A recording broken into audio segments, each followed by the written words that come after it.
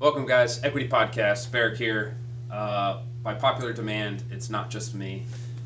Brought Cole along. Hey guys. So, what we're going to talk about today are Cole's big three.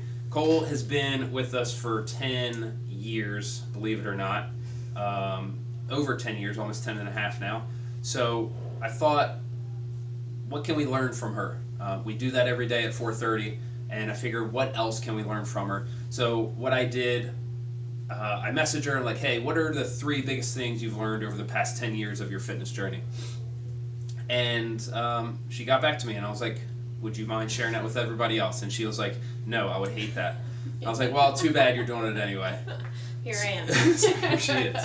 And before we kind of get that, part of this is also letting us as a community get to know each other a little bit more.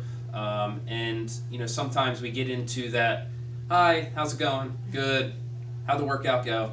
And then we don't get a lot else. So I thought this would be a good chance for Cole to just tell a little bit about her. You don't have to get crazy, but tell us a little bit about you. Yeah, so hi guys. Yeah, I'm Cole. Those of you that take 4:30 get to see me a lot during the week, but I coach here. I have an athletic background, so I've been in sports all my life. I played soccer through college.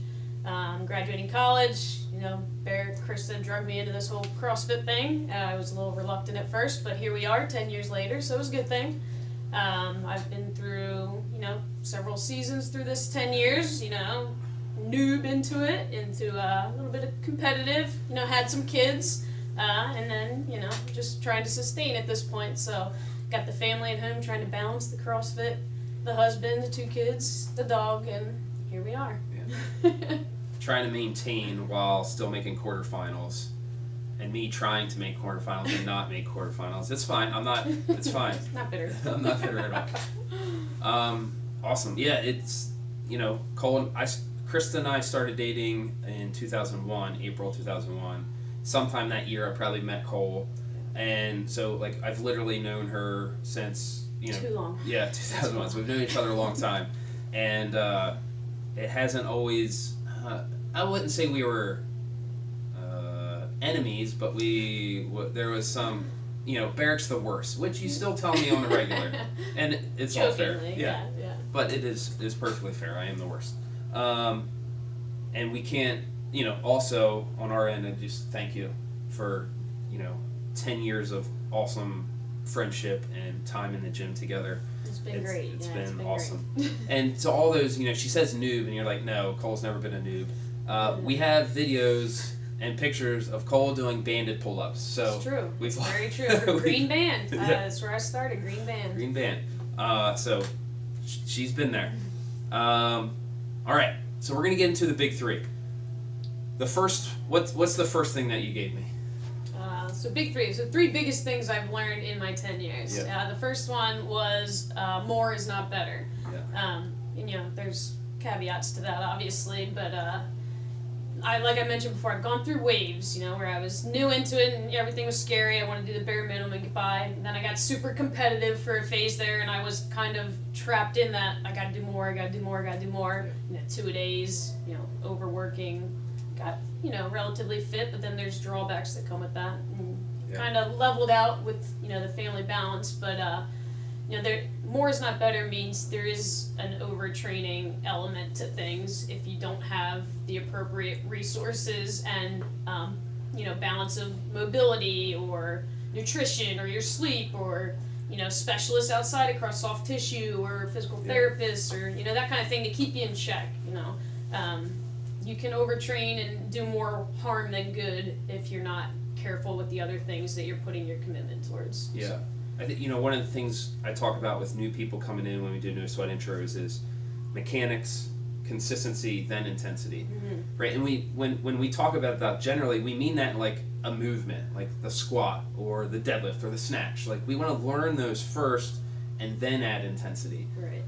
And then in terms of working out, like, hey, we don't just want to jump into Murph right? We want to start with something a little bit more manageable. But then that also is just in terms of the volume of coming. We want to build that up over time. Yeah. If I try to run a marathon tomorrow, it's going to be bad, right?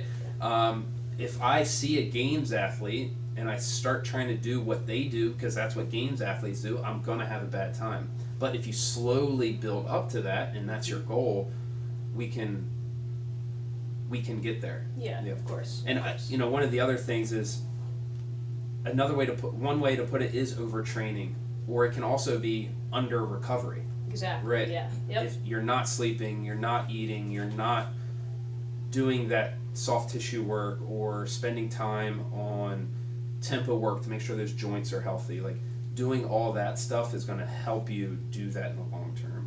Agreed. Yeah. Would you say that having a goal would help you guide into how much you should be doing? 100%. Yeah.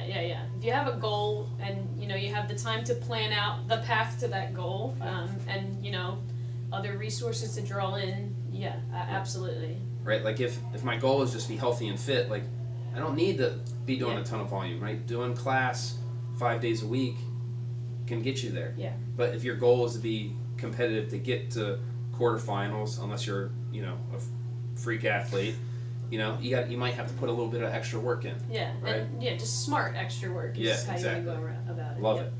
And that's something, in those early days, no kids. Yeah. You had off during the summers. Yeah. Like you had that time to be able to put in some work. So you were able to put in a lot of this back end work, and it's still paying off dividends now, where like you have this base, being a collegiate athlete, having that base metabolically, and then spending those summers building some strength, building that, like you build a big base up that you can use off of that. Awesome. More's not always better. Be impressed by volume, not intensity. Be impressed by intensity, not volume. Yeah. Right? Earn that intensity, earn that volume. Yes. Yeah. Cool. So what was your number 2? The value in understanding the difference between training and competing, and when to implement both. Yeah. Right? Everybody loves to compete to some extent. Being an athlete through college, I have a competitive nature naturally, and many of us do. Whether you're competing with yourself, you want to compete with others, you're actually doing a local competition or beyond that. I want to keep hitting PRs. Yeah. So everybody has a desire to compete in some capacity, but being able to understand the value of training and how you can approach a workout in a way that's actually going to improve your long-term fitness, just the value of that is immeasurable. I think that the example I always like to use is toes to bar.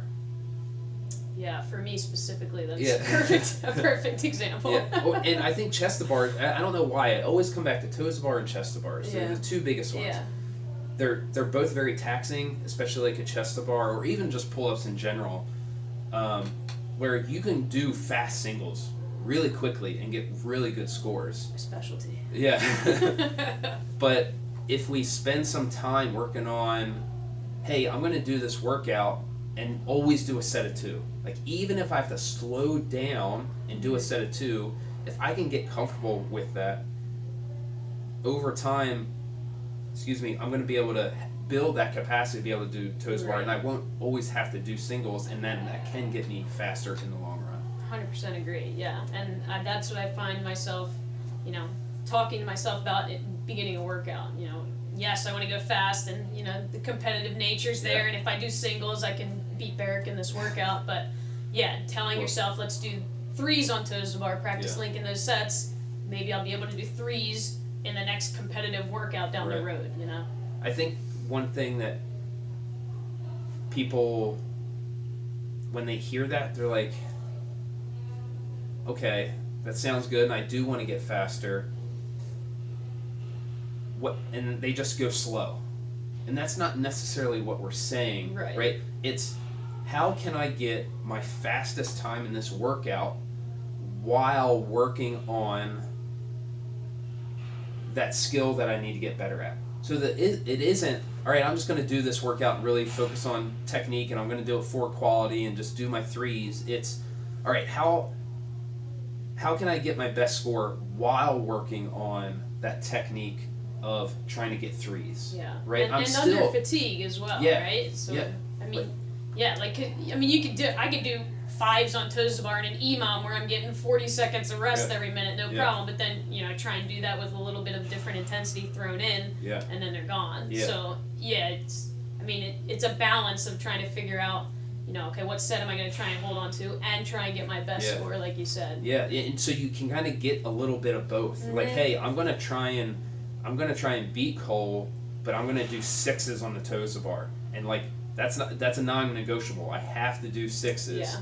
But I'm still gonna try and reach for that person that I'm usually reaching for. Mm-hmm. So you can kind of play a little bit of both. Yeah. Because we don't just want to just go for quality. Like, intensity is that shortcut. It's important, to get us where we want to get. I think one of the things that leads up to that is making sure that we're practicing as well. That's the big three that we talk about: practice, training, and competing. Yeah. And a lot of times when we're doing class, it can be you're talking to your buddy and, oh yeah, I'm just doing toes to bar, right? Versus like, when I'm doing my kips, I should really focus on really rounding my upper back and really focus on moving my head and making sure like I'm improving that movement, making sure my legs are staying straight in that kip, and like practicing during that can help you train better in the workout as well. Mm-hmm. Yeah, it's easier said than done too, Yeah. But it's knowing those things, knowing the difference between those three, practice, train, compete, and how to utilize them is a very good tool, very valuable in your overall improvement down the road. I think one of the areas that I think we kind of drilled this, but it's not something that you just, I got that now. Mm-hmm. Like, you need to constantly analyzing what you do. A perfect example for me is 135-pound cleans. I never want to do a touch and go clean at 135. Yeah. I absolutely hate it. And I know I have to do it more. So I think we've had like 2 or 3 workouts in the past 2 months where we've had that, and I'm like, here we go. Fine, I don't want to do it because I'm 100% gonna be faster doing singles. Yeah. Yep. But I need to work on being comfortable and linking that type of weight. Better for doing it. Right. Yeah. Right. Yep. So it's not just this one-time learning thing. You want to keep doing it, and that train is going to change, right? Once it's of course, the singles, then it's going to go to doubles, and then it's threes, and then it's sixes, and then whatever it is. Yep. And it's okay if we pause there for a while. We don't have to keep pushing the envelope, but to keep getting to that next level, we can start pushing it. Love it. Yeah. All right. This is probably my favorite one. That's because I got it from you. It's one of your favorite quotes. Yeah. Yeah, so number 3 was sucking at something is the first step to being kind of good at something. And having been an athlete and being really, not trying to toot my own horn, but being good at a sport and having a lot of success in college, you want to do things that you're good at. It feels good to do things that you're good at. It doesn't feel good to do things that you suck at. So it's hard to want to practice those things that aren't your best movements, but sucking at something is how you get better. If you're not practicing and sucking at it first, you're not going to improve. And crossovers are my latest example on that. They threw that in the quarterfinals, and I instantly was like, I'm not signing up. This is dumb. But then, I did sign up, and I got some, and that was rewarding to get some in that workout. Then we had one in a workout, the Dave program recently, and I sucked at them again. But yeah, so that's been a common theme. When I was new in the beginning, I sucked at everything, and I'm getting better, and people, will tell me I don't suck at anything now, but it's not true. There's always something that you get better at, and if you feel like you're not doing well at it, that's the first step to getting better and mastering whatever you want to kind of master. Because even at the soccer level, you were really good at on your team, you were a top performer on there, and just imagine going to the next level if you played pro, if you went pro, all of a sudden you're gonna be the worst person on the team. Absolutely. Right? Yeah. And you're gonna have to learn all these new things. So at every level, it doesn't matter. You're gonna suck. Yep. And we're gonna work towards better. Yep. We were all there. I was doing one-on-one yesterday, and we're breaking down some videos, frame by frame, and we were doing some comparisons. I brought mine. They're like, "Oh yeah, you're gonna show your video of, how good you're." I'm like, guys, first of all, I'm okay. Yeah. At best, and also like, I've been jerking because we were going over the jerk for 10 years. Yeah. Like, I've been doing this for a really long time. If I didn't look somewhat competent in the jerk, we might have a problem. probably have a problem. Probably shouldn't be at the gym. Yeah. But one of the things that I really like is, like, the reason I got into CrossFit is because I was bored. Mm-hmm. And we're always doing something different. Yeah. And we've kind of got, like, a base of what we're kind of good at. And then all of a sudden they announce crossovers. And I am legit terrible at them as well. He's not that bad. But what did it force me to do? I'm writing a lesson plan for the workout, and I'm like, yeah, I gotta work on this. We gotta start doing better, because I started doing it and started noticing some things and some cues that I kind of noticed. But it's like, I need to look at some of that. So I started following a new YouTube page, and the guy just does jump rope stuff, and he makes it effortless. So I was watching him. I'm like, oh, okay, yeah, I got that. And I go out there. I'm like, nope. I think I actually got worse. He just makes it so easy. It's like, oh, okay, I just do that. And then I'm like, wait, it's not working. Yeah. And then I go back and watch it again, and I realize that he said something that I didn't hear. He talks about like this little hunch, like when you actually cross over. I'm like, oh, I didn't even. He said it. Yeah. It's like I actually and I didn't even hear it. Yeah. Or didn't notice it, didn't register it. So like, we are still doing that. Yeah, right? Absolutely. And not just like as in athletes, but as coaches as well. Like, we need to, like, when was the last time we've really coached a ring muscle up with somebody? It's been a little while. Yeah. And that's something that can be really challenging in a group setting. So, like, this is one of our core values, is invest. It's seek knowledge, be open-minded, and that's one of the things that we want to keep doing, and that's the real reason that this was my favorite one. It being an Adventure Time quote, I mean, that's definitely a little bit of extra, but that's what I really liked, is that is what we're trying to do. Yeah. Is we're trying to keep learning. Sucking at it makes you have to learn more about it. Yeah. And in like the big picture, 10 general physical skills, right? That's one of our models of fitness. How we get fitter isn't by taking one of our 9s and taking it to a 10. Right. How we get fitter is taking one of our 2s and taking it to a 5. Like, that's going to have such a bigger spike. Like, if I'm a runner, to get fitter, I'm not going to get fitter by just running more. Yeah. I'm going to get fitter by working on my flexibility and my strength. Those are probably 2 things that are probably limiting if you do a lot of running. And this is that similar thing. If you're doing something you suck at, it's probably going to make you better. Agreed. Yeah. So 3 big takeaways from Cole's last 10 years of fitnessing.